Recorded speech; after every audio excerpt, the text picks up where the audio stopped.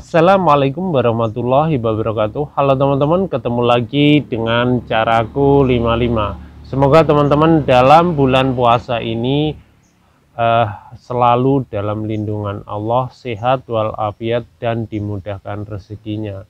Kali ini saya akan membahas yaitu jika mempunyai burung murai faktor tinggi, jangan lakukan hal ini dan ini sangat berisiko.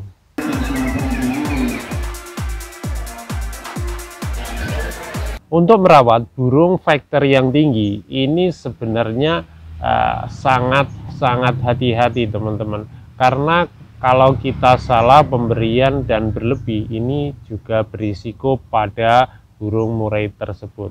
Misalkan yang pertama, kita memberi for itu kan sebagai tambahan aja ya, itu bisa for yang standar aja yang 20% ke bawah. Sudah saya jelaskan di video saya sebelumnya tentang for yang rekomendasi, itu kriteria saya teman-teman. Di situ silahkan lihat. Jadi for gunakanlah for yang biasa aja, yang lebih aman untuk men-setting kita dari for tersebut hanya untuk tambahan. Yang kedua yaitu durasi penjemuran pada burung murai batu. Untuk tipe faktor yang tinggi ini jangan terlalu lama ya, tetap kita jemur tetapi jangan terlalu lama sampai berjam-jam berlebih, jangan menurut saya, karena dampaknya nanti ke belakangnya bisa terlalu OB maupun OE, bahkan bisa cabul. Karena murai faktor tinggi ini memang ya harus pas settingan baik jemur dan sebagainya teman-teman. Yang ketiga yaitu jangan di track, jangan sering-sering di track, karena burung ini sudah faktornya tinggi dan biasanya dengan settingan rendah pun dia langsung nyaut dan responnya ini lebih cepat. Nah ini faktor-faktor ini yang dapat memicu birahi dan emosi semakin tinggi teman-teman, jadi nantinya bisa tidak terkendali. Jangan di track waktu muda karena burung ini belum stabil baik emosi dan birahinya. Ibaratnya ini berani-berani aja, cuma dia nggak terlalu bisa menstabilkan emosi dan birahinya, sehingga yang dampaknya nanti kalau sering kita track ke depannya burung ini malah semakin emosi dan birahinya tidak terkontrol, yang berakibat burung ini akan cabul atau cabut bulu teman-teman. Ini yang sejauh yang pernah sering saya alami, ini jadinya begini. Jadi kalau burung masih muda jangan di track, maksud saya kalau mau melatih yaitu langsung dibawa di lomba. Misalkan usia minimal ya 8 bulan sampai 9 bulan itu dibawa ke lomba, maksud saya bukan dilombakan tetapi dikenalkan dulu dengan suasana di lomba. Jadi bisa dibuka kerodong separuh untuk mengenalkan suasana keramaian dalam lomba tersebut, sehingga nanti burungnya mentalnya terbentuk secara perlahan, tidak langsung instan kaget nanti yang berakibat burung kedepannya cabul. Yang keempat, burung murai batu yang faktor tinggi. Sebenarnya ini sudah bagus, tetapi kalau kita dalam satu rumah kita dekatkan dengan murai lain, yang tentu dia akan makin emosinya melunjak saat di rumah. Nah ini penyebabnya juga bisa cabul ke depannya teman-teman.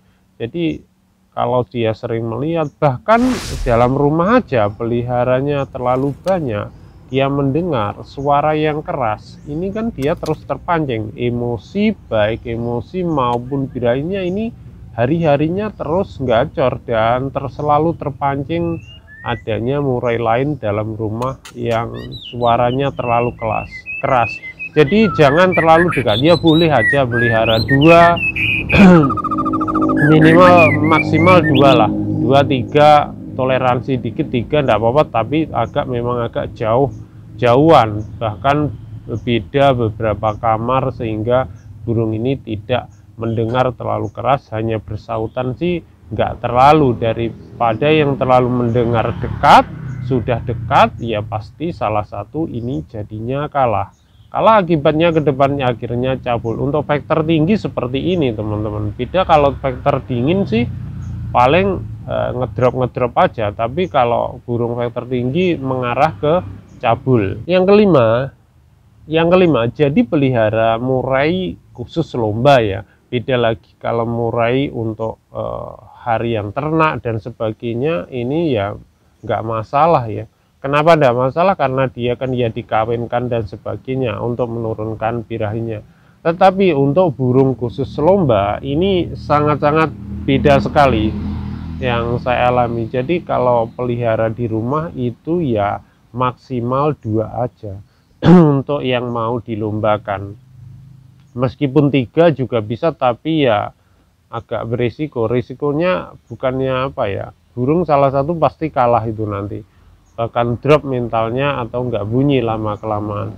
Jadi kalau pelihara 2 pun ya agak jauh, tidak boleh berdekatan gitu, nanti bersautan, saling bersautan, itu jauh lebih bagus teman-teman. Tetapi jika pelihara di rumah sudah satunya gacor dor, yang satunya belum gacor, ya memang saling bersautan, tapi lama kelamaan nanti pasti salah satu ini pasti kalah. Paling jarak sekitar 3 bulan sampai 4 bulan salah satu pasti kalah. Jadi buat lomba malah tidak kerja sama sekali. Untuk ini sejauh yang saya tahu untuk burung lomba ya. Kalau burung ternak saya belum paham juga, tapi yang jelas saya juga pernah ternak tapi gagal. Jadi gitu teman-teman. Jadi untuk yang ke berapa tadi? Yang kelima tadi, dan sekarang yang keenam. Yang keenam yaitu pemberian extra boarding. Extra boarding ini memang benar-benar ya, memang harus kita memahami dulu karakter pada burungnya itu sendiri. Settingannya ini berapa? Kalau berlebih, burung yang apa ya, burung yang vektor tinggi, kalau misalkan main kroto seperti kroto ini, ada yang burung ini gampang ciak, ada juga dia alergi, kadang banyak pun sedikit pun ciak, tapi kadang ada pula yang tahan sampai kroto banyak pun tidak ciak, tidak cabul, maksud saya aman aja. Jadi faktor tinggi memang harus, kalau kita memberi kroto memang harus sedikit demi bertahap. Jadi dengan settingan misalkan teman-teman memberikan kroto setiap hari, ini harus dilihat kondisinya setelah 2 minggu 3 minggu, atau nanti biasanya setelah dilombakan. Ini faktornya ada perubahan apa enggak. Yang saya alami biasanya kalau makan pakai kroto ini memang harian aman-aman aja, tetapi nanti setelah dilombakan, pulang dari lomba, biasanya ini akan cabul. Jadi kalau begitu teman-teman nyobanya itu jangan terlalu setiap hari, coba dulu seminggu 2 hari gimana. Untuk vektor tinggi ya, beda untuk vektor dingin, ini vektor yang tinggi, jadi dicoba dulu sedikit, ini sedikit, krotonya sedikit, dan jangkriknya juga jangan berlebih, bertahap. Misalkan jangkrik 5 gimana hasilnya, jangkrik 7 gimana, atau kita setting ulang gimana pemberian porsi jangkrik yang dibutuhkan pada burung murai batu. Jadi teman-teman harus memperhatikan ini untuk EF-nya. Kalau faktor mandi, ada juga ciak karena mandi, itu ya teman-teman bisa kurangi mandinya. Karena kalau ada yang dimandikan itu malah gigiti kaki, di paha dan sebagainya, tanda-tanda biasanya mau cabul ke ekornya. Jadi itu teman-teman, ini sejauh pengalaman dari saya. Dan teman-teman jika mempunyai pengalaman yang berbeda, mari kita sharing. Ini khusus jangan lakukan ini jika mempunyai vektor yang tinggi. Silakan diisi di komentar teman-teman di bawah, cantumkan komentar, mungkin bisa membantu teman-teman dan yang mempunyai pengalaman yang berbeda-beda. Salam kicau mania, dan semoga teman-teman dalam bulan puasa ini tetap kondisi sehat walafiat dan dimudahkan rezekinya. Berbagi ilmu itu indah. Wassalamualaikum warahmatullahi wabarakatuh.